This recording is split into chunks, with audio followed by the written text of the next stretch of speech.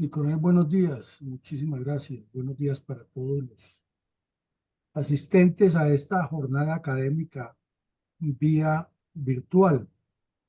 Cuando llegamos al episodio número 477 de la memoria histórica aún no contada del conflicto armado en Colombia.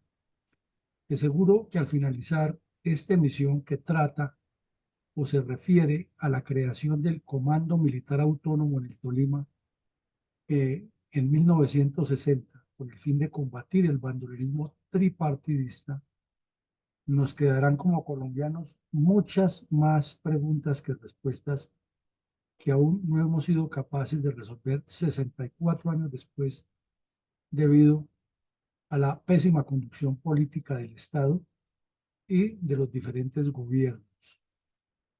Como decía mi coronel González en el preámbulo, se puede engañar a muchos o a unos pocos por un tiempo, pero no a mucho tiempo.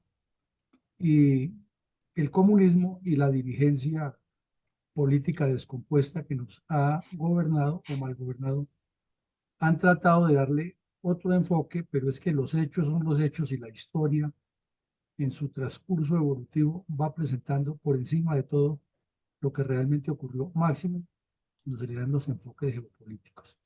Y decimos que nos deja muchas dudas y pocas respuestas, es porque al final nos va a resultar, y lo tenemos seguro, inadmisible que después de haber diseñado el camino a la solución, no hayamos sido capaces de sostener ese camino ni de encontrar la solución. Adelante, mi coronel. Buenos días, mi coronel Villamarín, buenos días para todos.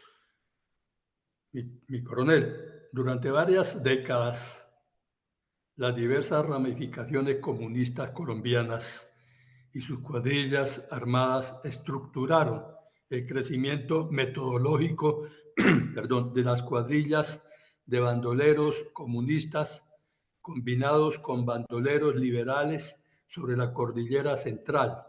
¿Por qué el departamento del Tolima adquirió tal importancia en 1960? ¿Qué fue el punto de pliegue de una nueva estrategia que 2 años más tarde cristalizó en el inicio del Plan Lazo? Pues mi coronel, la pregunta es bien profunda, bien compleja de responder, pero a la vez comienza a generar precisamente más preguntas que respuestas en torno a la responsabilidad de la dirigencia política colombiana ante esta situación de la violencia. Y es increíble que llegamos a 1960, habían transcurrido 150 años de vida republicana desde el grito de independencia, aunque realmente se cristalizó en el 19, entonces dijéramos que 141 años de vida republicana, que durante ese periodo hubo una cantidad de conflictos y de guerras civiles, y que desde la misma época de Simón Bolívar en sus campañas militares, él le dejó claro al país y a quienes lo acompañaban y los sucesivos mandos militares que tuvieron las guerras civiles sabían de la importancia del terreno con la conducción de la guerra y de la política y del desarrollo. Luego la misma población por su propia iniciativa fue generando los procesos de colonización sobre las zonas que antes en la colonia habían sido entregadas a señores feudales que luego se fueron reajustando por medio de acciones violentas de ocupación de tierras, y finalmente el Partido Comunista impulsó el cambio de territorialidad. Entonces ahí hay una línea tanto de investigación como de realidad que no se tuvo en cuenta. La otra, para ser más específicos, es que la cordillera central que alcanzamos a ver en este mapa de la izquierda estaba perfectamente marcada como el epicentro de un nuevo lanzamiento de violencia o de guerra civil, esta vez ya dirigido a la toma del poder con un enfoque diferente, y tampoco lo entendían así los dirigentes políticos, que por lado y lado se dedicaban, aquí vemos la cordillera, abarca el departamento del Tolima, el antiguo Caldas con Quindío, Risaralda y Caldas, los tres aquí al occidente, el Valle del Cauca, más al suroccidente del Tolima, y el Cauca, mucho más al sur del Tolima, llegando por el Nevado del Huila, que se ve aquí en esta esquina, a los departamentos de Huila, Tolima y Cauca, todo sobre la cordillera central. Y al notar esta cordillera tiene un descenso al Valle del Cauca e inmediatamente ya está en Chocó y en el Pacífico. O por el oriente desciende y cae en el Valle Cálido del Magdalena y está en la cordillera oriental que llega exactamente a Cundinamarca. Entonces, visto eso, de esta manera nos queda absolutamente claro la importancia de la geografía y de los procesos de colonización y que sobre esos procesos de colonización se desarrolló otro proceso que fue el de la economía nacional por los dos ríos, por el Cauca al occidente de la cordillera central y el Magdalena al oriente de la cordillera oriental. Y por ambos vía de ingreso desde el sur y del norte del país, la capital de la República. Sin embargo, no lo entendieron así, no lo vieron así, porque inicialmente los dos partidos tradicionales, liberal y conservador, se dedicaban era a matarse entre ellos para promover controles regionales por medio de la conservatización o la liberalización de las comunidades, que había que eliminar todo lo que no estuviera en su línea de pensamiento, muy de la mano de la Iglesia Católica o no de la Iglesia Católica. Vemos que el departamento del Tolima, por gracia del destino, tuvo la suerte de ser diseñado sobre los límites de la cordillera central y sobre el límite de la cordillera oriental, sobre el valle del río de la Magdalena, con una potencialidad agropecuaria impresionante, departamento de vocación agrícola grande y de una colonización muy intensa de diferentes partes del país y una mezcla que se hace de indígenas y campesinos muy interesante, un mestizaje interesante que termina de complicar más el asunto por la misma geografía que caracteriza los asentamientos humanos. Entonces, eso explica que cuando vino la violencia tripartidista, el caldo de cultivo estaba hecho porque las dirigencias políticas habían abandonado el desarrollo de esta región, dejándola en manos de los terratenientes, de los latifundistas que explotaban el, los productos y los sacaban al comercio. En un caso muy particular, el café, que era el primer renglón, y otros productos de pancojés de consumo nacional, pero no se preocuparon por diseñar proyectos a largo plazo ni una planificación adecuada de la agricultura como aún no existe. Entonces, eso genera pobreza de sectores amplios, riqueza de sectores minoritarios, conflictividad social que el Partido Comunista la aprovechó muy bien con base en la rebeldía que había incubada en el odio entre liberales y conservadores y ahora le daban otro matiz. Triste realidad y ese es el origen y por eso digo que todo lo sucedido de ahí en adelante nos deja más preguntas que respuestas. Adelante, mi coronel. Mi coronel, ¿cuál es la radiografía de la violencia en Colombia en la década de 1960 sobre la cordillera central, especialmente sobre los departamentos del Valle, el Tolima, el Viejo Caldas, el Cauca y el Huila, y que se extendió al Meta y al Caquetá sobre la cordillera oriental? Diríamos que eso es como el inicio de la historia en Colombia después del gobierno del general Rojas Pinilla.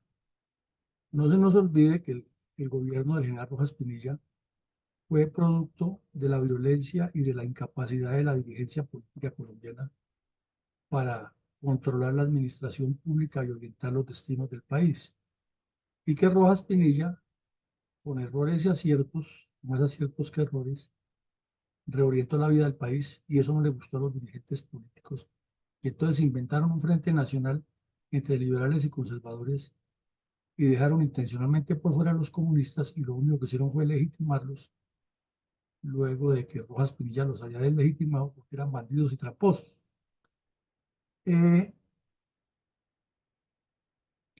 Recién posesionado el presidente Lleras, que fue un impuesto prácticamente y legitimado con un plebiscito de engaño, que a la gente le dijeron que votara si quería regresar a la democracia o no. Imagínense un campesino que no sabía leer ni escribir, pero que el dirigente conservador que lo haya instigado para que fuera a matarse, o el dirigente liberal que lo ha instigado para que fuera a matarse, le decía vaya y vote y eso era palabra de Dios. Y si el cura en el sermón el domingo les decía vaya vote, pues con mayor razón. Entonces, votaron que sí, algo que no sabían, ni entendían, ni se daban cuenta que el que le ha dado el cambio al país era el general Rojas Pinilla, que le ha dado el voto a la mujer. Fue fundamental. Y las mujeres que tuvieron voto, votaron más que los hombres, entre otras cosas, y votaron por sí en el plebiscito, no porque tuvieran la conciencia de ese plebiscito para cambiar el país, sino porque podían votar y porque los dirigentes les decían y les iluminaban con pajaritos de oro. Entonces, ya el comienzo del Frente Nacional fue turbulento. ¿Por qué? Porque sectores encabezados por el señor Alfonso López vieron que ellos no querían ese Frente Nacional porque era excluyente y porque era para las élites liberales, pero no tenía en cuenta a los herederos de Gaitán, o sea, un plutócrata como el señor Alfonso López Miquelsen, declarándose disqueredero de Gaitán, no es lo que quería ya hacer su politiquería propia y dárselas de rebelde con el fin de coger el poder, porque para los iluminados, como él mismo lo llamó en un libro que escribió, existe una predestinación, aquellos son los que tienen que gobernar el país. Y ahí vemos a Vargas Lleras, que él está convencido que tiene que gobernar el país. Es porque él es del origen de Vargas Lleras. Y Pachito Santos cree que él tiene que llegar a ser presidente de Colombia, porque ya un Santos, era un familiar del cercano, fue presidente y el abuelo también. Los Gómez pensaban que si Laureano fue presidente, de ahí para allá todos los herederos tienen que ser presidentes. Igual los Ospina y otros. Y lo mismo que pasa en la Cancillería, ¿no? Si los Holguín llevan como 10 generaciones siendo los dueños de la Cancillería, ¿cómo no iba a ser canciller María Ángela? Y ya debe estar otro de esos Holguín haciendo fila ahí, porque les toca. Eso es un derecho propio. Entonces, ante esa situación, un poco de campesinos ignorantes, muy leales, pero ignorantes y muy dados a la violencia, siguieron las ideas del señor López y armaron unas guerrillas que fueron violentas. Y el Partido Comunista que venía en su guerra, ellos sí sabían lo que querían, comenzaron a cooptar esas guerrillas comunistas que no se habían sometido a las guerrillas, perdón, a esas guerrillas liberales que no se habían sometido a los comunistas 8 años antes en la zona del Davis, que lo hemos estudiado varias veces con la familia de Tiro Fijo y otros que se enfrentaron y se mataron entre limpios y comunes. O sea, el caldo de cultivo estaba montado y era el general Rojas Pinilla el que había evitado que eso se desatara de nuevo. Pero como lo sacaron, pues todos volvieron a lanzarse a la guerra porque palabras más, palabras menos, el desarrollismo que Rojas Pinilla le estaba dando al país les evitaba que salieran a destruirse y a matarse porque veían que sí estaba haciendo la paz con errores y aciertos, pero le estaba haciendo. Y entonces muchos de esos grupos bandidos lo que hicieron fue entrar en un stand-by esperando si el general seguía o no seguía, o qué más proponía, y si no para volver a la violencia. Y como lo sacaron, pues volvieron a la violencia. Eh, el general, perdón, el presidente Lleras, politiquero como era, todos los politiqueros, echó un discurso 20 de julio que muchos nos lo venden como la solución a la paz en Colombia porque se le ocurrió algo luminosísimo, que los militares no debían gobernar y que debían estar en los cuarteles y entrenando las tropas y trabajando por el país. Hizo un descubrimiento mucho más importante que cuando Einstein consiguió la teoría de la relatividad. Nadie había descubierto eso en el mundo, solo Lleras Camargo. Y se encargó de repetir y repetir eso hasta que caló inclusive en el ADN de las fuerzas militares hasta el día de hoy, que hay que dejar a los políticos que hagan lo que quieran, porque los militares no se deben meter en política, o si no los echan y no puede haber otro Rojas Pinilla, más o menos es el mensaje. Entonces los comunistas que habían sido muy activos contra Rojas, crearon el MUEC, el Movimiento Obrero Estudiantil, que luego le agregaron campesino, cuando cometieron unos actos de barbarie en Bogotá y les tocó replegarse hacia el monte y ahí aparecieron ya las guerrillas de Pedro Brincos y de otros bandidos en el Valle y en el Bichada, con Tulio Bayer. La unión de comunistas y MRL e izquierdistas de todos los sectores le dio una forma nueva a la violencia. Ya no era de las masas de ejércitos que había habido en las guerras civiles, sino era focalizada dentro de esa barbarie que se estaba dando en la cordillera central y los valles Cauca y norte del Quindío, perdón, sur del Quindío, norte del valle. Y con eso se formó un nuevo tipo de violencia que se volvió insoportable e insostenible para el Estado, porque se caracterizó por unas masacres dantescas que eran de un toma y dame. Aparecían bandidos de un color, descabezaban 10, 15, 20 personas y al otro día tenían la respuesta de parte de los contradictores en el mismo ritmo y robe tierras y ocupe por la fuerza propiedades, expolien ganado y recursos.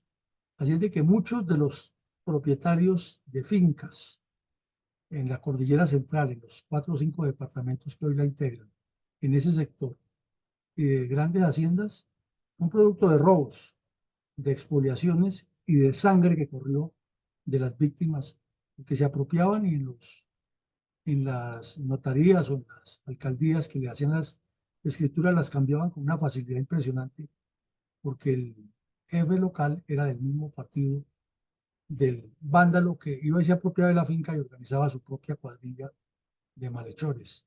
Esa es una verdad que no se le ha contado al país como es y que se ha pretendido presentar es simplemente como que era una consecuencia de la violencia y fue la razón por la que el general Ruiz Novoa les cantó la tabla en el Congreso de la República con un trapo azul en una mano y un trapo rojo en la otra. Y ustedes son los responsables de esto, no solo de esa violencia económica, sino de que el comunismo va a crecer en forma desmesurada por estar ustedes agarrados haciendo esta barbarie. Pero inmediatamente lo más fácil fue decir que el general intervenía en política, que eso no le correspondía, que era otro Rojas Pinilla, bla, bla, bla.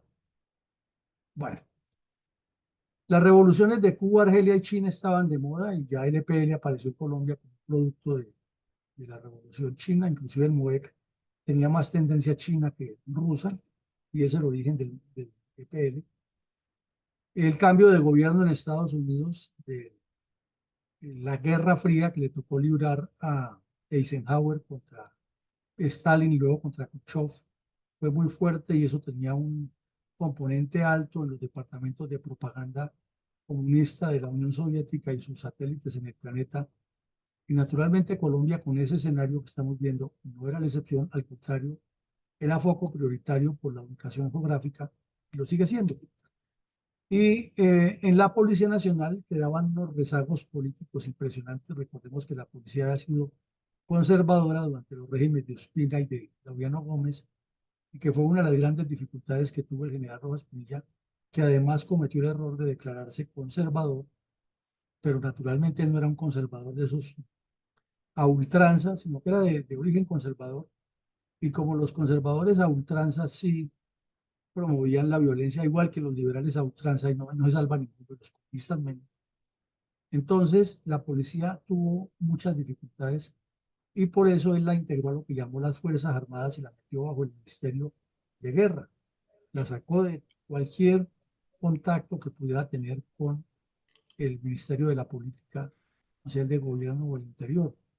Obviamente, el señor Lucio Pavón Núñez, que era su ministro de Gobierno y era bastante apasionado por el conservatismo, quería conservarla, pero Rojas Pinilla se impuso y la policía, una fuerza autónoma.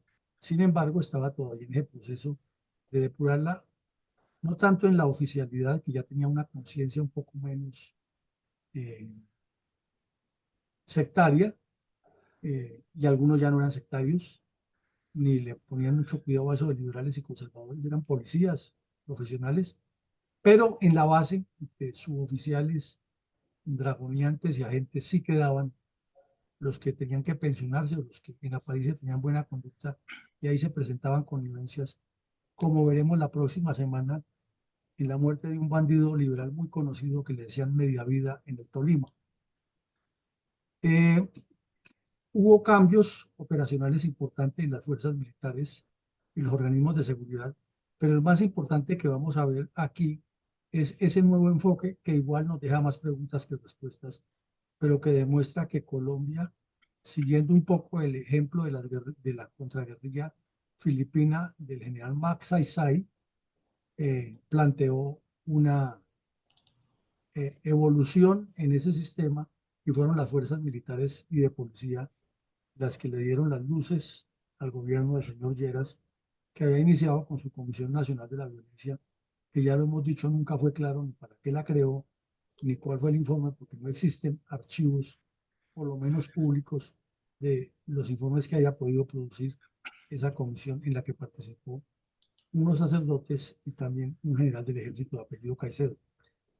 Indiscutiblemente, como lo decía mi coronel González, la pregunta introductoria es un preludio para el Plan Lazo y se inicia una transformación de la Colombia eminentemente rural a una Colombia con mayoría de gente en las ciudades que lo tenemos todavía, mayor población urbana, proveniente toda esa migración del campo que se unió a los artesanos que vivían en situación económica precaria y aumentó primero cinturones de miseria, luego barrios de invasión, luego barrios construidos por acción comunal o por el mismo plan Lazo o de la Alianza para el Progreso, y ahí no lo hemos mantenido. Ese es el esquema de Colombia, que sigue llegando gente desplazada por las violencias de todo tipo a las ciudades, y eso aumenta los cinturones de miseria, aumenta la delincuencia urbana y otros problemas como la prostitución, el desempleo, el asistencialismo del Estado, teniendo que darle asistencialismo a gente que debería estar sacando adelante el campo con muchas capacidades y llevándole allá la educación y la formación y no incrementando los problemas sociales de la ciudad. Y de remate, la expansión demográfica característica de los años 50 y 60 fue muy fuerte. Las familias eran de 8, 10, 12, 14 personas, no solamente los paisas. Eso ocurría en Tolima, Cundinamarca, Bogotá. Y la asistencia era menos, las escuelas eran menos.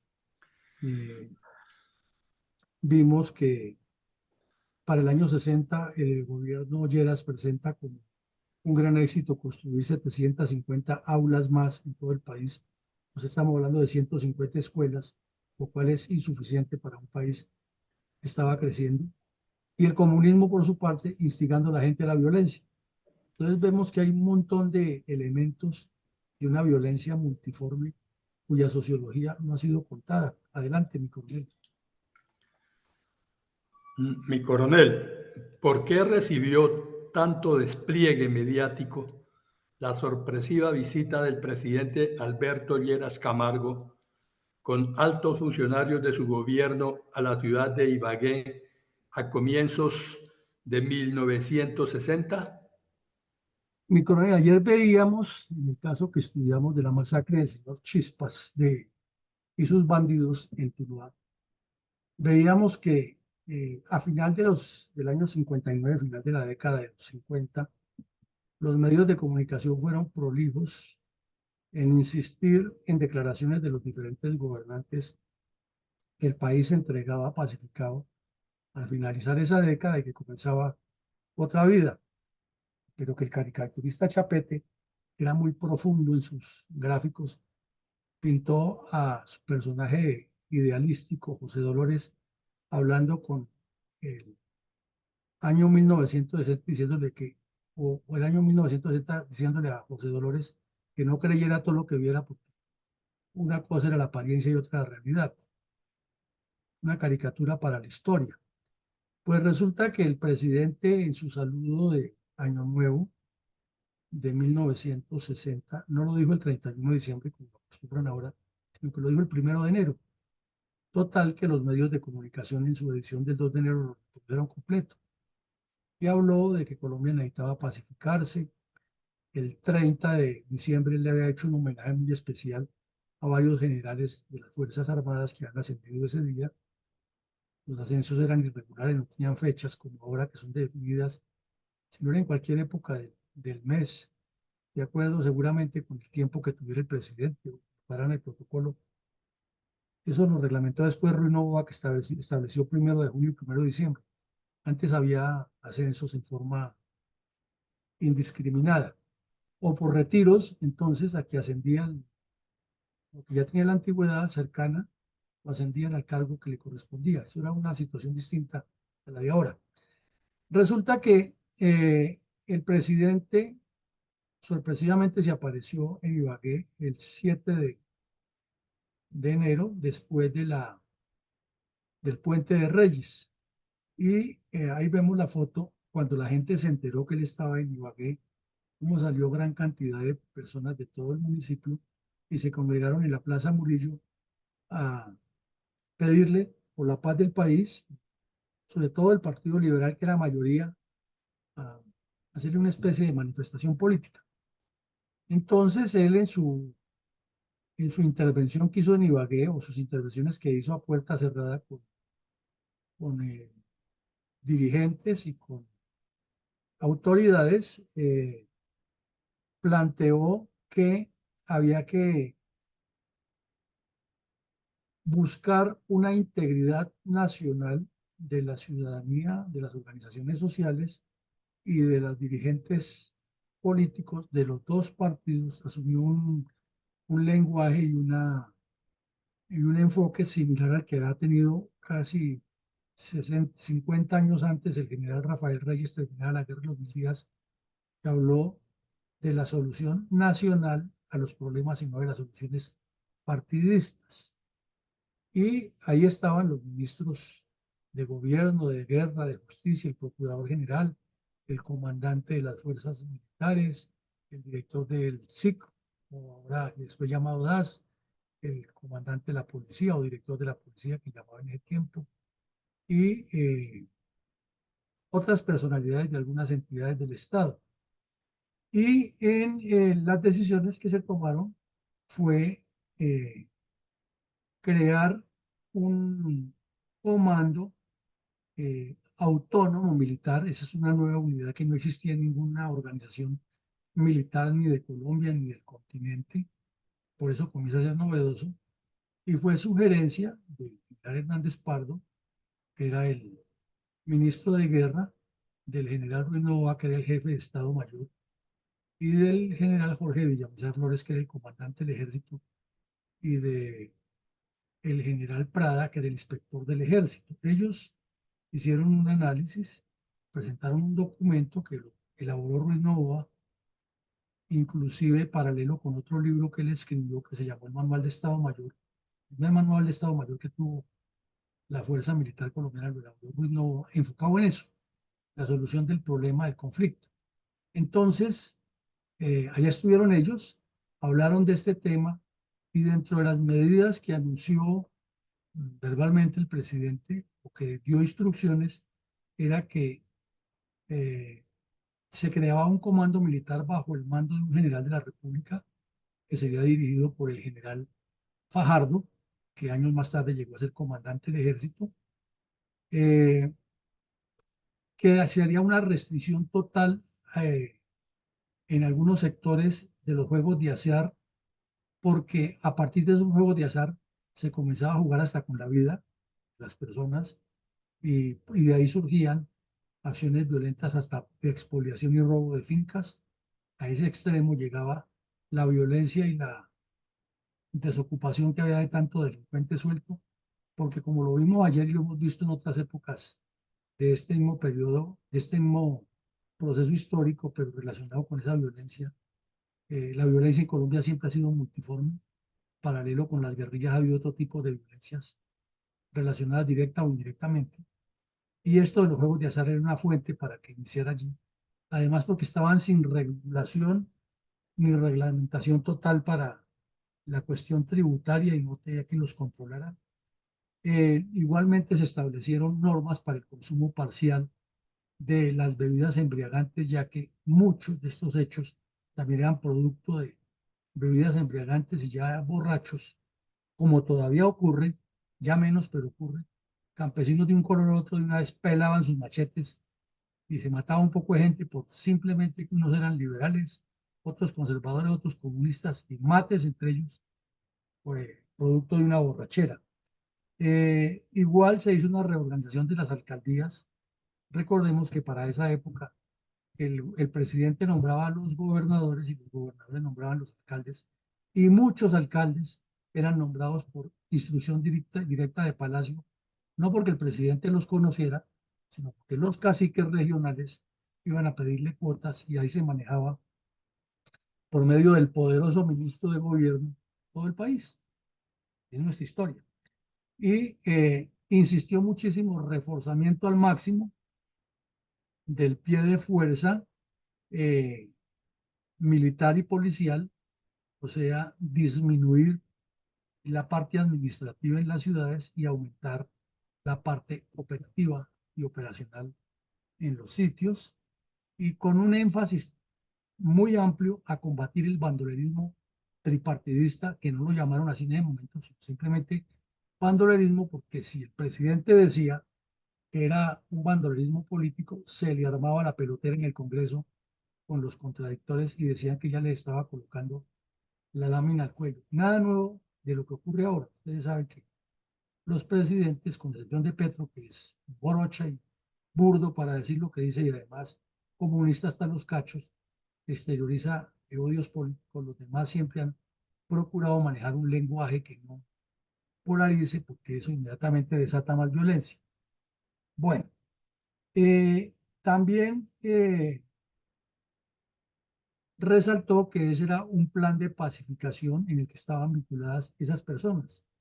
La reunión duró aproximadamente 10 horas y al final se le entregó un documento ya elaborado de lo que estaba sucediendo al presidente para que él lo ratificara en Consejo de Ministros, diera algunas instrucciones de depurarlo y se le diera curso a ese desarrollo.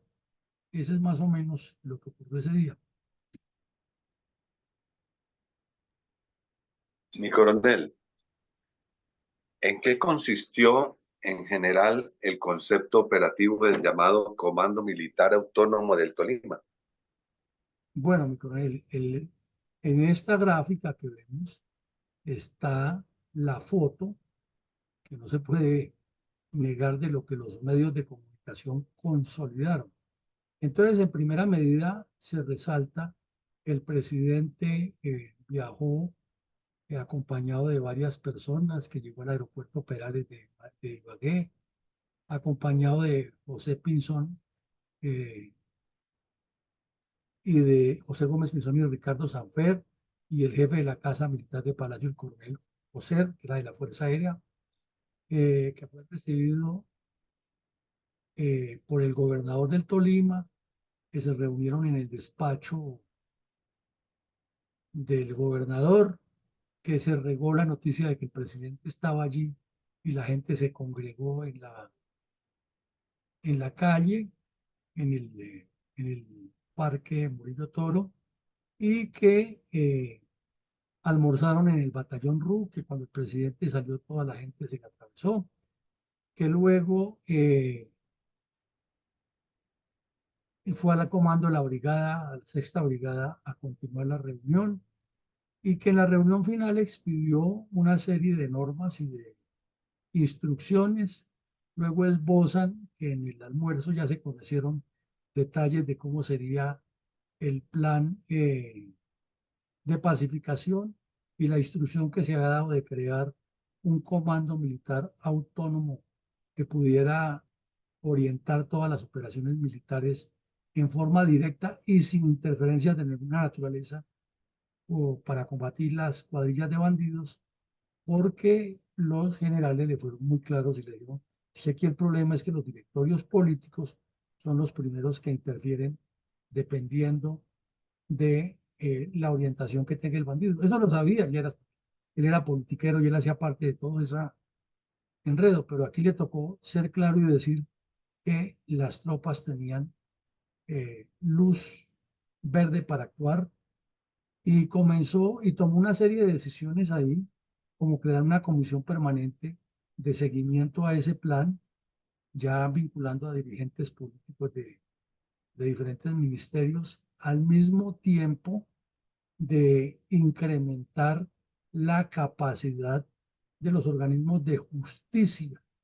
En esa reestructuración de las alcaldías también reestructuró parte de los juzgados, creó inspecciones de policía que no existían y se enfocó en algo que los militares le hicieron muchísimo, era que para que las comunidades tuvieran más seguridad y más interacción social entre ellas, había que colocar por lo menos puestos de radioteléfonos o o telégrafos en esos poblados pequeñitos, en esos caseríos pequeños, para que la ciudadanía estuviera integrada, porque era increíble que en pleno siglo XX Colombia estuviera todavía tan atrasada.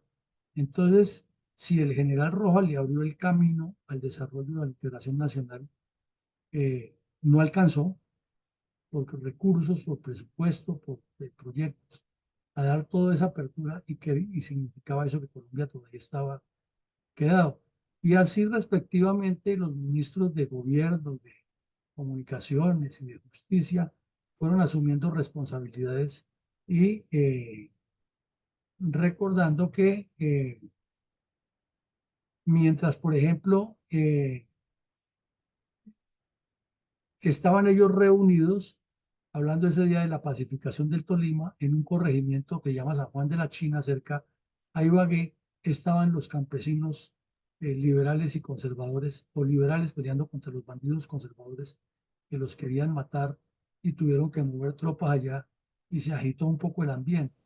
Sin embargo, todas las declaraciones del presidente, el equipo de trabajo y ese cambio sorpresivo que fue obra de las fuerzas militares hizo que mucha gente saliera a escucharlo y que en su discurso que dio improvisado desde el balcón de la gobernación le reviviera la esperanza y de ahí surgió la famosa frase del señor Echandía cuando dijo que era necesario que se pudiera volver a pescar de noche en el río Magdalena y en el departamento del Tolima. Eh, A las 4 de la tarde ya había luz verde lo que había. El presidente eh, habló un rato con el obispo y con algunos dirigentes sociales y económicos del Tolima que le plantearon la problemática tan complicada que había por la violencia y pues obviamente se comprometió con los mandos militares a ayudarles a resolver.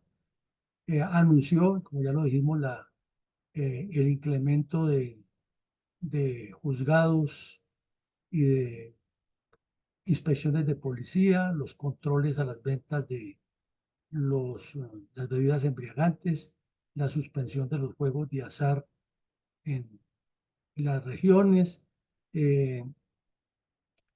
Y el ministro de Obras Públicas, que era el señor Vigilio Barco, anunció que iniciarían eh, la construcción de una serie de obras consistentes en carreteras, algunas viviendas para personas que no tenían recursos, unas campañas de saneamiento ambiental y de higiene.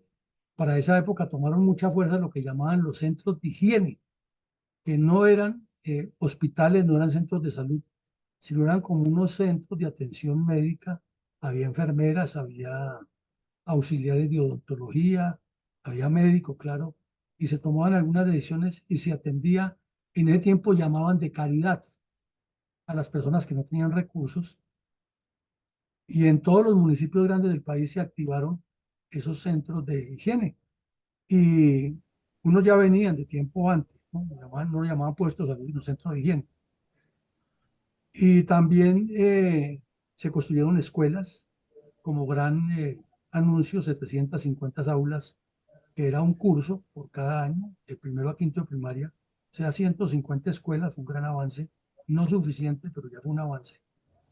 Y abrió un camino que luego en el gobierno de Pastrana Borrero se ratificó 10 años después con la famosa frase de Pastrana Borrero que la educación no era un privilegio, sino era una obligación. Y también se dieron instrucciones sobre el proceso electoral que se aproximaba, que estaba candente y era parte de lo que ocurría en el país. Entonces estamos viendo que fue un periodo muy interesante de la dificultad del país, que nadie se lo ha contado a los colombianos cómo es, ni que ha relacionado de dónde surge el Plan Lazo, cuál era la realidad que vivía el país, y por eso en este programa queremos que se reconstruya todo eso para que quede articulado en un solo documento grande la historia verdadera de lo que ha sido la violencia en Colombia. Adelante, mi coronel. Mi coronel, ¿cuál fue el tipo de ayuda que el presidente Lleras Camargo pidió a los colombianos y a los funcionarios de su gobierno destinada a las Fuerzas Armadas? Pues eso fue un proceso, mi coronel. Y además de toda esa manifestación pública que desde luego promovieron los directivos del Partido Liberal para demostrarle a los conservadores que ellos tenían el poder, más por eso, y la gente salió masivamente, pues hubo una alocución radial del presidente que fue muy notoria, que fue reproducida. Quizás la Radio Nacional debe tener el archivo eh, radial de lo que dijo el presidente ese día, y se le hizo pues una especie de homenaje popular, y se publicó pues esta foto. Aquí está el general Rafael Hernández Pardo, que era el papá de dos generales después del ejército, con el presidente, el gobernador y otras personalidades allí. Y la ayuda contra la violencia que pidió el presidente fue que todas las entidades públicas y privadas y la sociedad en general que se estaba organizando, por ejemplo, en los procesos incipientes que había de Junta de Acción Comunal, le dieran todo el apoyo de inteligencia y de respaldo de información a las Fuerzas Armadas, y que toda actividad que realizaran los gobernadores y alcaldes, que como ya lo dijimos, tenían una línea muy directa con el Ministerio de Gobierno y desde luego con el presidente, se enfocaran en la rehabilitación social de las zonas, en ayuda a la ciudadanía con proyectos sociales, en enfoques a mejorar los sistemas educativos, de salud y de higiene, y que el gobierno nacional haría todo lo posible por incrementar la apropiación de recursos y tomar las medidas presupuestarias a que hubiera legal, que hubiera lugar. Pues todo suena como una idea original del presidente y como un transformador, y así nos lo han presentado en la historia. Pero lo que no nos han contado es que esto era el preludio del Plan Lazo y que era un trabajo que estaban haciendo las fuerzas militares, vinculando al binomio que había dicho Rojas Pinilla, fuerzas militares y población civil, o fuerzas armadas y población civil, que no les gustaba ni cinco a los políticos.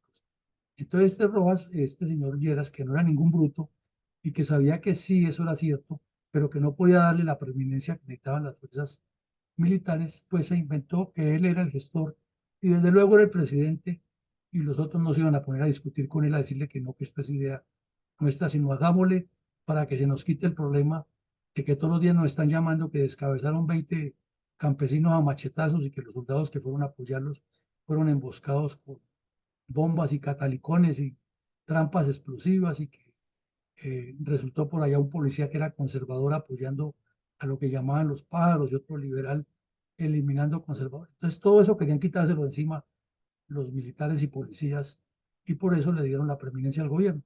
Pero en el fondo es una idea surgida del seno de las fuerzas militares, es una idea revolucionaria, transformadora en el buen sentido de la palabra, para que la fuerza militar y fuerza policial actúen en defensa de los colombianos. Mi coronel, de inmediato los dos directorios nacionales de los dos partidos tradicionales, liberales y conservadores, expresaron apoyo a la iniciativa de paz exteriorizada por Lleras Camargo en Ibagué. ¿Fue una actitud espontánea y sensata o quizás parte de la farsa, habida cuenta que ellos constituían el génesis de los tres grupos que perpetraban mandolerismo y violencia tripartidista contra los colombianos? Aquí hay de todo. Esa es una respuesta, es una pregunta bien profunda y que merita un análisis fuerte. Esta foto, enviada por los teletipos en el momento y circulada en los medios regionales del país, impactó mucho a los dirigentes políticos. Ya lo decimos por qué, porque veníamos de la violencia, veníamos del invento que ellos mismos hicieron de sacar al general del poder para quedarse ellos con el poder y no tanto para solucionar los problemas, sino para repartirse los cargos y el presupuesto. Y esa sorpresiva visita del presidente fue una noticia nacional que desde luego fue eh, una idea militar y que además tenía el respaldo de lo que contábamos ayer, de que Estados Unidos estaba en su proceso de desarme para llevarle la cuerda a Unión Soviética y estaba promoviendo que en Latinoamérica los ejércitos disminuyeran y tuvieran menos armas para demostrar que este continente no tenía nada que ver con la Guerra Fría. Pero pues, aquí le plantearon que si seguía pensando en pajaritos, los comunistas iban a tomar el poder y tuvieron que optar por otra solución. Entonces, en cierta forma, esa movilización nacional fue una respuesta más politiquera que política de los dirigentes. ¿Por qué? Porque en ese tiempo existía la medida del estado de sitio, que era una facultad que tenía el presidente con la Constitución del 86 de declarar cerradas algunas libertades y darle autonomía a los organismos regionales para tomar otras medidas que no estaban, que no eran permanentes en la Constitución, sino que eran transitorios. Se llamaba el estado de sitio, pero era tal el desorden o que se declaraba a nivel nacional por la misma violencia que generaban los tres partidos o se declaraba regional. Entonces había unos departamentos, sobre todo los de la Cordillera Central, a Santander y Antioquia, donde había violencia que había que mantener prácticamente en estado de sitio todo el tiempo. Entonces, el cuestionamiento que hacía la oposición y sobre todo las bandas armadas que ya se ideologizaron, era bueno, y entonces nos quitaron al general Rojas Pinilla, que tuvo menos estado de sitio y desarrolló más el país, y fue una dicta blanda, una dictadura, y volvemos a la administración civil, que es contraria a la dictadura, y vivimos en estado de sitio. Entonces, ¿esto cómo es? La respuesta del Estado, del gobierno central era, pues, hay violencia, entonces, ya bueno, pues entonces resuelva la violencia, los opositores, obviamente. Entonces, ahí aparece en primera plana la noticia de que lo que se dijo en el Tolima es como una transición, entonces comienzan a pedir también que para las otras regiones les hagan eso, para lo cual ahí sí como el cuento no había cama para tanta gente, no había recursos. Entonces se tomaron una serie de medidas, inclusive el gobernador del Tolima presentó la renuncia durante la reunión porque pues veía la situación tan difícil, no se la concedieron inmediatamente el presidente, pero los dirigentes políticos asistieron más por interés de figuración y por repartición de nuevos eh, presupuestos y nuevos cargos, como ocurrió con el fast track de Santos, que los senadores estaban era, apoyándole su fast track, era para que les diera presupuesto y proyectos como manejar ellos, no si el país se afectaba o no. Aquí más o menos fue parecido. Y comenzaron una serie de visitas a zonas afectadas por la violencia. Estuvieron en el Cauca, en Tolima nuevamente, en Antioquia, en Santander, y aquí en Cundinamarca, en algunos sectores que eran violentos, y personajes de la época como Hernando Agudelo Villa, los ministros Barco, etcétera, de los diferentes partidos estuvieron en esa región en esas regiones para ir tratando temas de minería, de desarrollo agrícola, de violencia, de educación, pero todo muy incipiente todavía, porque los presupuestos no eran suficientes y porque además no existían planes a largo plazo, que era lo que después el plan Lazo puso en sintonía en un Consejo de Ministros. Esto hay que ponerle orden, cuantificarlo, establecer objetivos a corto, mediano y largo plazo, o sea, hacer planes de gobierno coherentes que aún después de tantos años y con tanta gente que ha estudiado, sigue sin ser coherentes. Y para la muestra, el plan de desarrollo del señor Petro es mucho bla, bla, bla y poca concesión, pero es nuestra historia y aquí está graficada. Mi coronel, ¿cómo se explica la concentración de miles de personas en el Parque Murillo Toro de Ibagué, pese a que la visita del presidente Lleras era secreta o supuestamente sin previo anuncio? Pues tiene varias explicaciones, coronel. Él apenas llevaba un año y medio en el poder. En ese tiempo los presidentes no tenían la facilidad de viajar tanto como lo de ahora y los medios pues eran más limitados. Eh, Se manejaba el país de otra manera. La información no era al instante, todo dependía de los telex, de la confirmación exterior. Había muy pocas líneas telefónicas en el país. Obviamente el presidente tenía ya línea telefónica directa con los gobernadores, pero no había un desarrollo amplio de las comunicaciones. Entonces, estaba el país saliendo en ese momento del fin de año, todavía había gente en los paseos a los ríos del 6 de enero, y se pensaba que la vida comenzaba después del 10 de enero, como todavía ocurre en Colombia, la vida normal del país. Entonces, Gerald viajó de incógnito, pero tan pronto se enteraron allá los dirigentes políticos que querían demostrarle a él que ellos estaban trabajando muy duro, los liberales pues movieron a mucha gente y salió. Pero la gente también en ese momento veían al presidente de la República prácticamente como un dios, no había televisión, lo oían nombrar por la radio, no lo conocían físicamente. Entonces el solo hecho de verlo, como decían los campesinos, la novelería que se armaba por ir a conocerlo, pues era grande y desde luego que no es extraño que él, como buen político, también hubiera movido sus fichas para demostrarle a los conservadores que tenía mucha manifestación. Y no es nada raro que ahí hubieran estado también personas de otros municipios cercanos que desde temprano lo hayan traído. Eso es parte de la politiquería criolla y de eso no se salva ninguno. Eh, pero también la ignorancia de la gente, ¿no? No sabía ni por qué iba allá, pero era el presidente el que estaba ahí. Recordemos que era tal la ignorancia en esa época que ya en el año 67, 68, que ya Colombia había avanzado en muchos campos del desarrollo, el señor Gerard Restrepo, como si fuera un Mao Zedong, tenía en todas las ciudades del país colgados los pueblos, colgada una foto grandísima de él, y era obligatorio tener esa foto y la policía tenía que tener el control para que nadie la fuera a deteriorar.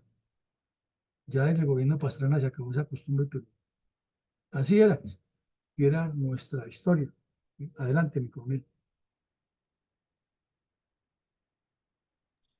Mi coronel, ¿cuál fue el enfoque que le dio el editorial del diario El Tiempo a los anuncios del presidente Lleras Camargo en Ibagué? Pues dijéramos, mi coronel, que la hipocresía política de los dirigentes no sería tan fuerte si no tuviera la hipocresía eh, redactora de los medios de comunicación. Eso es así.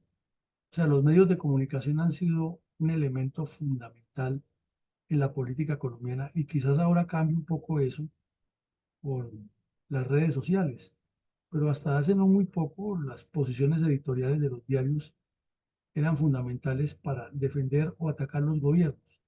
El diario El Tiempo, liberal, yerista, antirrojista, porque Rojas Pinilla lo cerró, y en ese momento era más el antirrojismo que el liberalismo, increíble, era más el antirrojismo que el desarrollo del país, era más el antirrojismo que la misma intención de paz del país, y esto no se puede ocultar, pero ellos no lo cuentan, pero los hechos lo van demostrando, el análisis profundo lo va demostrando.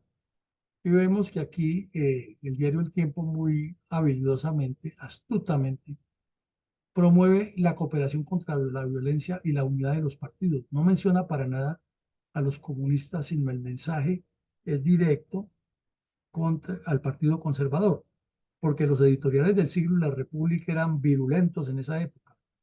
Los, los escribían un señor de la Vega y Laureano Gómez, eh, y eran muy fuertes los editoriales contra el gobierno, sobre todo cada vez que ocurrían bajas de bandidos conservadores, porque unos y otros siempre decían que esos bandidos eran dirigentes políticos. Entonces, eh, se le exaltó a los gobernadores, se exaltaron las dirigencias, se habló de la pacificación, pero era más de hipocresía que de realidad. Y ahí vemos el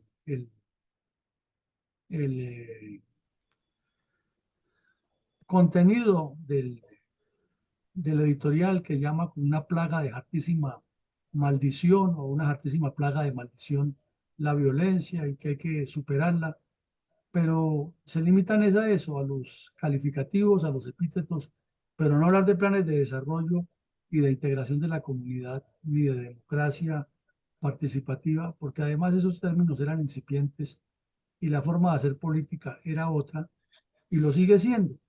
No sé si ustedes vieron anoche al fiscal general de la Nación actual, fiscal, en una entrevista en CNN con Fernando del Rincón, hablando de que él es víctima de Petro y dando a entender, aunque dice que no, que él va a ser el presidente, pero él es el presidente porque defiende la institucionalidad desde el ámbito de la justicia, pero no habla de planes de desarrollo, de proyectos, porque es que eso no le corresponde. Y sin embargo hay gente que viéndole esa limitación ya lo ve como el presidente. O sale una candidata que es muy lenguaraz y muy conocida y critica todo lo que hace el gobierno, no plantea nada, pero esa es la solución. En esa época era lo mismo y los medios exactamente en el mismo esquema. Adelante, Liconel. Mi coronel, el analista político Guillermo Perry publicó una extensa crónica en el diario El Tiempo de Bogotá, enfatizando aspectos del plan de gobierno de Lleras Camargo para el año 1960. ¿Qué asuntos medulares y realidades del desarrollo nacional saltan a la vista de un mensaje transformador de la ruralidad violenta a la población urbana afectada por serios problemas sociales? Pues, Liconel, este documento, aunque completamente sesgado, porque es escrito por un liberal para un periódico liberal, y titulado Lleras en la zona de Candela, bajo el acápite de Antena a los Cuatro Vientos, que era como se llamaba su columna, más o menos dando a entender que la antena era como un radar en los 4 puntos cardinales, recolectaba toda la información de Colombia. Mm, Presenta algo muy interesante que deja también, como decíamos al comienzo del conversatorio, muchas preguntas y pocas respuestas. Porque entonces la primera pregunta que uno se hace es, ¿por qué no se siguió con el desarrollo que había iniciado Rojas Pinilla? O una pregunta más intensa, ¿no? ¿Por qué a Rojas Pinilla no se le dejó seguir su proyecto de desarrollo nacional y se le antepusieron los intereses de estas castas politiqueras que descompusieron el país? Y luego de 2 años, 3 años después de haber sacado a Rojas Pinilla, estaban otra vez en las mismas, que faltaban muchos elementos del desarrollo nacional.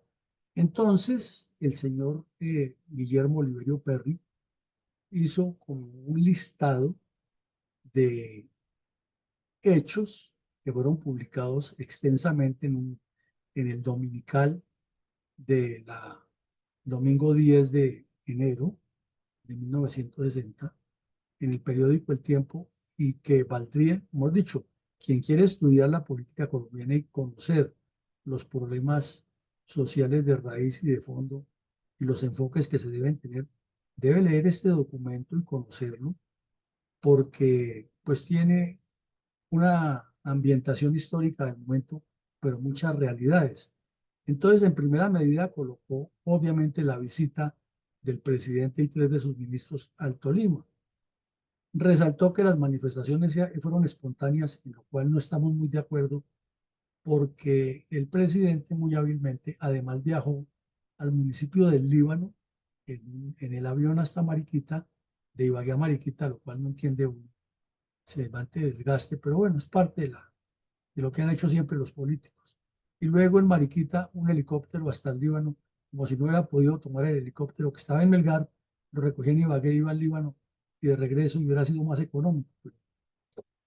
La parafernalia y el show y la cosa, y manifestación igual de apoteósica en el Líbano, donde ya estaban esperándolo, porque desde el día anterior anunció que no regresaba a Bogotá, sino que se quedaba a dormir en el batallón RUC y que al día siguiente viajaba al Líbano a primera hora. O sea, tengan todo el tiempo para movilizar a todos los campesinos de Santa Teresa, eh, Casabianca, Santa Isabel y alrededores, y bájelos al Líbano, que yo voy para allá para que me hagan una manifestación. Algo parecido a cuando Uribe presenta a los candidatos y todo el mundo va a hacerles vivas a Uribe, que ya no es presidente. Eh, Habló de algo muy importante aquí, el señor Oliverio, de las declaraciones del presidente, que debe tener hoy, y no se le ha dado la trascendencia, es de la importancia de la acción comunal para combatir la violencia. Eso es fundamental y desafortunadamente ni los directorios políticos ni los candidatos le han puesto cuidado a la necesidad de fortalecer la acción comunal para que sea la misma comunidad la que empodere el desarrollo, sino que lo han manejado políticamente y se convirtió es que los dirigentes de acción comunal son los comodines de los dirigentes políticos para hacer campaña politiquera. Habló también del plan económico de 1960 que tiene varios acápites, entre ellos la pacificación, y no se llamaba plan de desarrollo, sino plan económico. Pero ese tenía una gran ventaja que ya estaba cuantificado. Decía, vamos a destinar 22 millones de pesos para la educación, tantos millones de pesos para la salud. Era insuficiente, sí, claro, pero ya tenía una orientación más clara, porque eso ha sido la consecuencia del trabajo del general Ruiz Novoa en la Contraloría de organizar el plan de gastos nacionales, algo que tampoco le reconocen a las Fuerzas Armadas. Eso sí reconocen que Ruiz Novoa fue el mejor contralor, pero no reconocen que fue que le puso orden a las finanzas y era el que tenía, siendo teniente coronel y luego coronel, el carácter de citar al ministro de Hacienda y decirle, bueno, organizamos esta vaina por aquí, por allá, porque antes era como al estilo Petro y al estilo Chávez, a disposición del presidente el presupuesto. Estímulo a la producción, poniendo orden en la casa, combatiendo la violencia, o sea que no es nada nuevo ese concepto. Y cuando Fundel lo plantea, no es que estemos descubriendo que la vamos a hacer, que es la lógica. Habló de una reforma tributaria necesaria, pero desafortunadamente no estructural, que es el problema que nos persiste. Habló de, lo llamó en el tiempo, elasticidad de las importaciones. Y hoy lo llaman diversificación de importaciones y exportaciones, pero el concepto es el mismo, ¿no? Habló también de agricultura e irrigaciones, algo que necesitaba el país, especialmente el Tolima y la cordillera central. No se desarrolló como era, pero se visualizó en ese momento. También de la industria del transporte, que desafortunadamente pasó de los ferrocarriles a las carreteras. ¿Por qué? Pues hay muchas razones. Habló de campañas de sanidad, que es el crecimiento del actual Ministerio de Salud, de plan hospitalario, de erradicación de la malaria, que era un problema mundial, no solamente de Colombia, de saneamiento del suelo, también de darle una autonomía a la educación universitaria mucho más sólida de la que tenía. Inclusive para esos días el presidente organizó algo que fue novedosísimo, que fue la reunión del presidente con los rectores de las universidades. Resaltó también aquí el señor Perry la respuesta del Partido Conservador y las disidencias liberales que eran, ya sabemos, las del señor López Miquelsen, que como buen politiquero dijo que él estaba dispuesto a la paz, más o menos el mensaje comunista igual. Eh, Hizo énfasis en la educación en el departamento de Cundinamarca con el departamento Bandera. Presentó la perspectiva que daba la campaña electoral, en la que desde luego esta manifestación de Lleras tenía la intención de movilizar las masas liberales en el país para que así hubiera frente nacional y se le entregara el país a los conservadores en el 62, las mayorías en las asambleas y consejos municipales fuera de liberales. Recordemos que para la época era válido que si el jefe del Partido Liberal era Hernando Durán Duzán, él encabezara la lista de todos los consejos municipales del país, y entonces donde ganaban los liberales, el señor Durán Duzán era concejal, y por eso es que se dice que tal señor que fue presidente fue concejal de Chía, de no sé dónde, pero el tipo nunca fue a ejercer allá, sino que lo colocaban a la cabeza, y el que ocupaba el cargo obviamente era renglón suplente. También algo interesante es que Rojas Pinilla, que ha cedulado el país, cedulado las mujeres y puestas a votar, pero no todo el mundo estaba cedulado y había distintos documentos de identidad, partidas de bautismo, registros civiles que ya estaban organizándose. Y entonces se dio la orden, increíble, que la gente pudiera votar solamente con uno de los documentos de identidad, no solamente con la cédula. Y ahí era el trasteo de votos más impresionantes y por eso tuvieron que tomar la decisión de que se untara el dedo con una tinta indeleble que le duraba como una semana a la persona en la mano para que no pasara eso. Y aún así, entonces llenaban las urnas con votos antes de la votación. Y finalmente habló del año cafetero, o sea que es todo un documento de historia lo que analiza el señor Perry, repetimos, con un sesgo ideológico proliberal, pero presentando la realidad de lo que ocurría en un país que ya a la luz de la historia se toman unos hechos como se presentan aquí y otros como ocurrieron y se puede tomar un concepto más claro de lo que pasaba.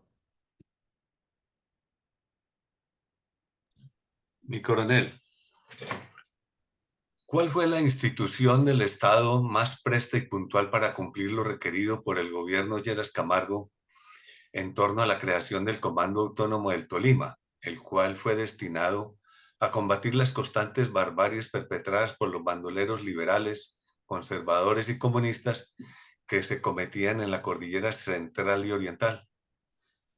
Pues mi coronel, en su orden de prioridad, las más cumplidoras de lo que les tocaba hacer inmediatamente fueron el Ejército y la Policía Nacional y la Fuerza Aérea que los apoyaba en el transporte. Eso fue fundamental.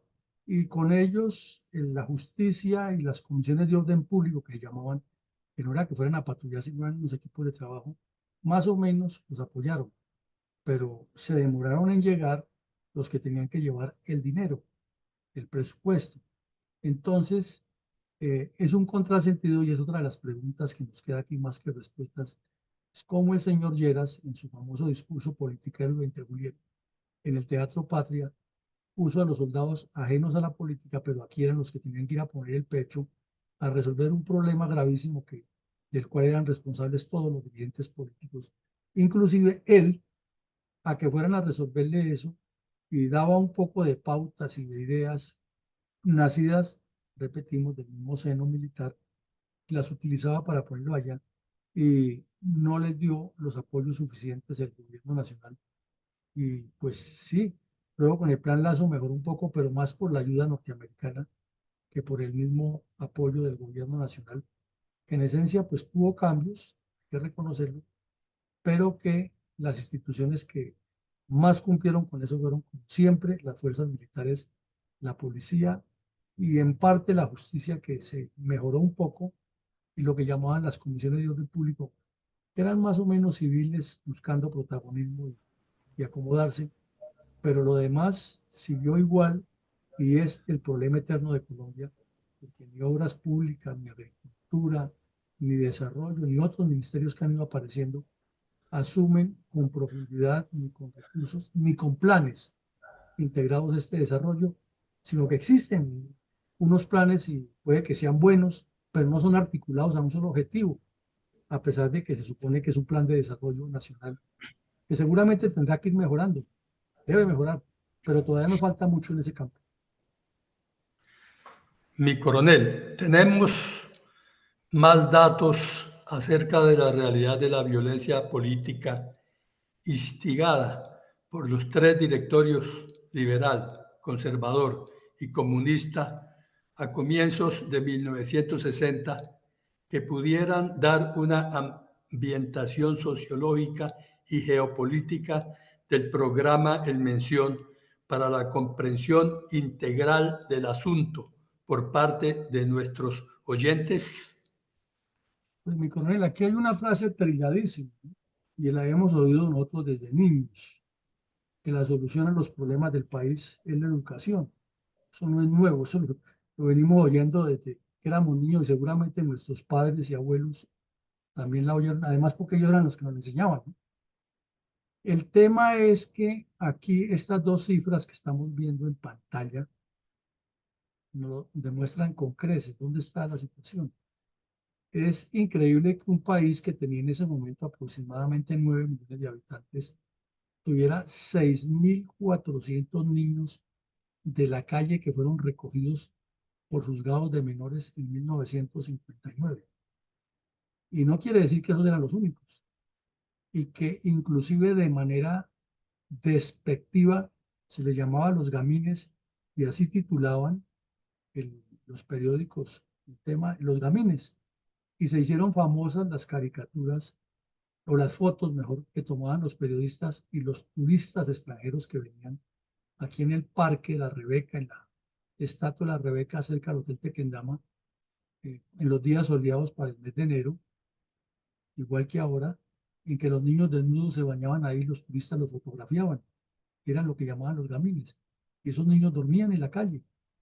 Entonces se crearon los juzgados de menores, que tuvo mucho énfasis en el gobierno de Rojas, que luego fue creciendo, luego se convirtió en Instituto de Bienestar Familiar y la evolución, y dice que se recogieron 6.435 niños. Repito, esa es la cifra de lo que se recogió.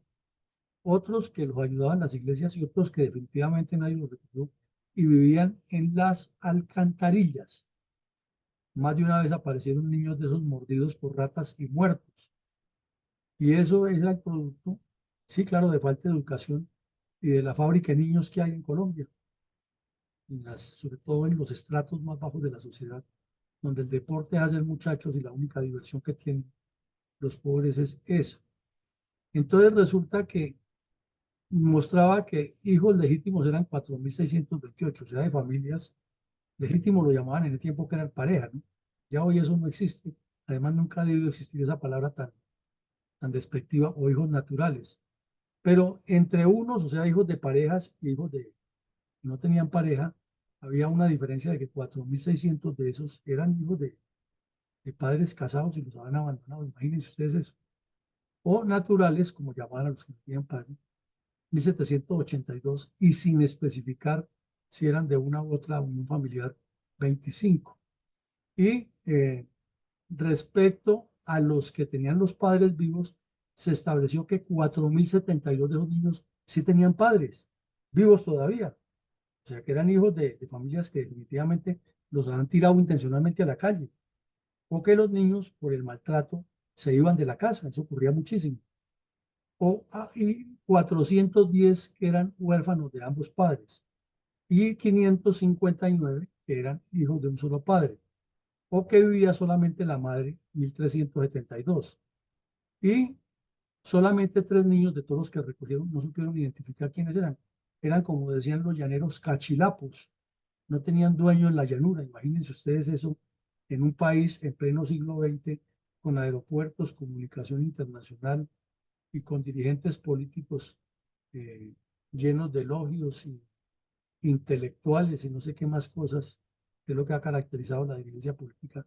Y a pocas cuadras del Palacio Presidencial, niños viviendo en las calles en esas condiciones, o en las ciudades como Cali, Medellín, Bogotá, y llamados despectivamente gamines, y una sociedad completamente indolente ante esa realidad.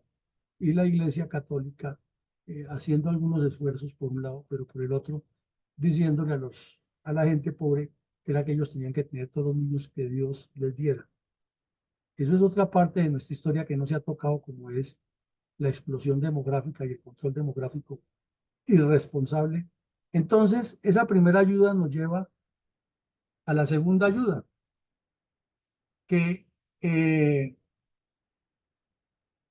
durante las batidas que se realizaron por la Policía Nacional en la ciudad de Cali entre el 24 de diciembre y el 5 de enero, fueron capturados 500 antisociales.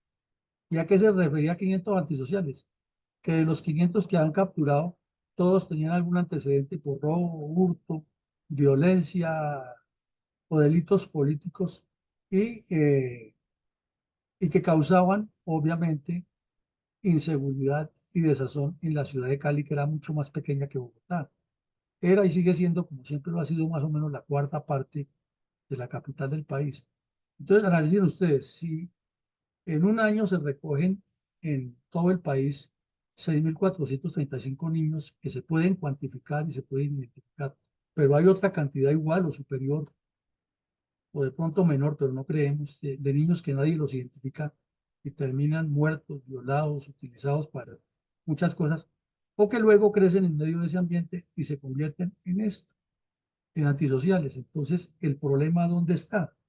Frase trillada, en la educación, sí, pero es que es una educación que no es simplemente aprender matemáticas y lenguaje, sino que es una educación integral del ser humano atado a una sociedad. Y si eso lo trasladamos a otro campo, ahí está la guerrilla, ahí está el terrorismo y está la violencia. Y detrás de eso, ¿quiénes están? Los tres dirigentes políticos promoviendo esa violencia en lugar de promover el desarrollo. ¿Será que les queda muy difícil entender eso? ¿O será muy duro cantarle la verdad? Es otra pregunta que nos surge aquí. Por eso decíamos que este programa de hoy iba a dejar muchas preguntas y muy pocas respuestas. Mi coronel, ¿podríamos tener algunas reflexiones para nuestra audiencia acerca de la creación del Comando Autónomo del Tolima, destinado a combatir las constantes barbaries perpetradas por bandoleros liberales, conservadores y comunistas en este corazón montañoso de la nación? Claro, mi coronel, y parte de esas personas que estaban en la ciudad en esas condiciones que terminaban o de delincuentes públicos o niños sin padres, eran los que terminaban en las guerrillas o eran producto de la evacuación violenta de esas personas de las regiones, porque llegaban a las ciudades a multiplicar la miseria y no tenían cómo mantener los niños, los botaban en la calle para que los recogiera alguien. Ahí surgió la famosa palabra de los niños recogidos. El Tolima se convirtió en el eje del viraje de las guerrillas liberales a comunistas. Ya lo había sido en los años 50 con las guerrillas de Tiro Fijo y Mariachi, todos los problemas que hubo, que los hemos analizado, pero que lo repetiremos en estos días con ocasión de la reconstrucción de otros eventos. El Partido Comunista, que dice luchar por los pobres, era consciente de todo eso, pero lo que menos le interesaba era que se solucionara. Ellos necesitan el caos, y es lo que quiere Petro, el caos permanente para ellos hacer la guerra contra el mismo Estado que quieren desaparecer para formar su propio Estado, su propia eh, nomenclatura. Entonces, una explicación más clara que esta nos queda, pero es más fácil decir que ellos son víctimas de una persecución y que lo quisieron farmarse, pero que ellos quieren la paz. Fácil, darle la vuelta. En el Tolima fue donde se dio fundamentalmente el crecimiento cuantitativo y cualitativo de las repúblicas independientes. El epicentro fue en Marquetalia, con extensión hacia Río Chiquito, y luego al Pato, donde definitivamente ya en el Huila ellos deciden que ese es el germen que se va a multiplicar por el país, pero el crecimiento cuantitativo y cualitativo se da en el sur del Tolima como parte del proceso de las guerrillas liberales a comunistas, el choque que hay, el crecimiento de la región de Marquetalia o el Támaro y la llegada de los instructores comunistas desde Biotá. La importancia geoestratégica de la cordillera central, otra pregunta más que respuesta es por qué el Estado colombiano en su vigencia jamás ha entendido eso y más inexplicable ahora que todos los dirigentes politiqueros para aumentar los diplomas en sus paredes hacen lo posible y lo imposible por ir a los cursos que dicta la Escuela de Guerra de Sidenal, pero lo reciben y parece que les entra por un oído y les sale por el otro. No aprenden que el problema está en la geografía, en el hombre, en el desarrollo, en la agricultura y en lo que es nuestro. Es que los problemas nuestros surgen con lo que es nuestro y lo nuestro es el desarrollo agrícola. Y ahí está el problema. Entonces, ¿por qué no lo solucionamos? La miopía de la dirigencia política tradicional ha sido y será clara. Obviamente el señor Lleras Camargo era un hombre muy inteligente que entendió, pero lo entendió para su interés y no lo entendió para el interés nacional, a pesar de que él sabía que era para un interés nacional. Lo manejó de manera politiquera, quería tener él el control regional de asambleas y consejos, porque él sabía que el acuerdo era inmodificable, que cada 4 años subía un presidente del liberal o conservador, pero él su enfoque fue en que se mantuvieran los consejos y las asambleas, sobre todo para bloquearle al partido contrario cuando estuviera en el poder y viceversa. Entonces, la miopía es la que nos tiene como estamos. Preguntas que surgen muchísimas alrededor de esas respuestas pocas. El abandono del desarrollo rural y urbano es otra pregunta que nos queda, bueno, entonces aquí qué es lo que pasa. Si sí se han dado cuenta, si se les han abierto los ojos, si han gastado ríos de tinta y de saliva hablando de eso y seguimos en la misma, ¿dónde está el foco? ¿Dónde está el problema? El incremento de la violencia tripartidista fue muy fuerte en esa época y fue evolucionando hasta que los dos partidos dejaron de matarse entre ellos, pero dejaron el campo abierto a los comunistas para que siguieran destruyendo. Y luego esos comunistas se aliaron con residuos de esta violencia que ahora se dedicaron al narcotráfico, la minería ilegal, la extorsión, y formaron otro tipo de guerra que es en la que estamos inmersos y que el señor Santos le afirmó que se acababa, pero todos los días vemos que es peor.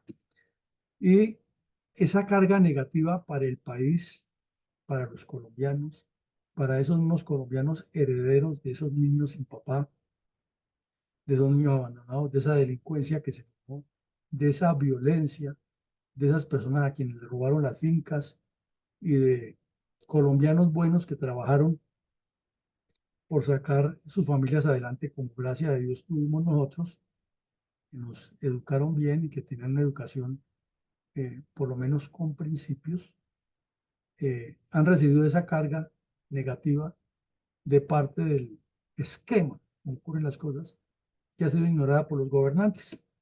Y finalmente, la pregunta que hacíamos ayer y que sigue siendo sin respuesta, ¿dónde está la solución al atraso de todas esas regiones que sigue reflejado 60 años después? Entonces, como vemos, preguntas por toneladas y respuestas ni siquiera por gramos. Mi coronel Saldaña, el turno es suyo hoy. Sí, mi coronel, cómo no, con mucho gusto. Bueno, habría que recoger muchos aspectos analizados en este episodio y sería otra conferencia. Sin embargo, me limito a decir, mi coronel, que en tiempos pretéritos de los vistos en este episodio, vemos que la gente sufragaba siguiendo instrucciones de los llamados iluminados. Pero parece que nada ha cambiado. O si no, vamos a mirar más adelante lo que sucedió con el fraude del plebiscito propiciado por los nuevos iluminados. Usted también habló pues, de muchas cosas importantes de la historia política de nuestro país, pero en especial el del presidente Lleras Camargo en el Teatro Patria, en donde desde esa fecha se ha confundido el término de la política genuina que deben conocer los militares. Se ha confundido con la política partidista en la que no deben participar las fuerzas militares. Y seguimos así con la misma miopía política que tenemos en este país. Ya concentrándonos en esta reflexión, también 477, del episodio de la memoria histórica de Fundel para hoy martes 30 de enero de 2024. Objetivo Colombia.